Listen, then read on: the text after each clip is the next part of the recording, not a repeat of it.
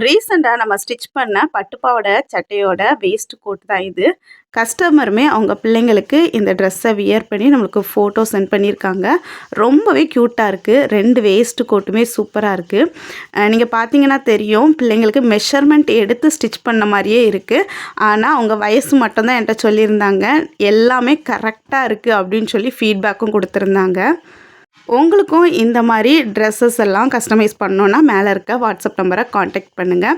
நீங்களும் இந்த மாதிரி ட்ரெஸ்ஸஸ் எல்லாம் ஸ்டிச் பண்ணி ஒரு நாளைக்கு 1000 500ன்னு ஏர்ன் பண்ணணும் அப்படின்னு நினச்சிங்கன்னா நம்மளோட ஃப்ரீ டெய்லரிங் கிளாஸில் ஜாயின் பண்ணிக்கோங்க. நிறைய டெய்லரிங் டிப்ஸோடு நம்ம கிளாஸ் எடுத்துகிட்ருக்குறோம். கிளாஸில் ஜாயின் பண்ணணுன்னு விரும்புனீங்கனாலும் மேலே இருக்க வாட்ஸ்அப் நம்பரை காண்டாக்ட் பண்ணுங்கள். இந்த 2 பட்டு பாவாடை சட்டையுமே நார்மலாக தான் ஸ்டிச் பண்ணியிருக்கோம். இதை என்ஹான்ஸ் பண்ணுற விதமாக ஒரு வேஸ்ட் கோட் யூஸ் பண்ணியிருக்கோம். அதுக்கு ஆரி லேஸை ஃபிக்ஸ் பண்ணியிருக்கிறோம்.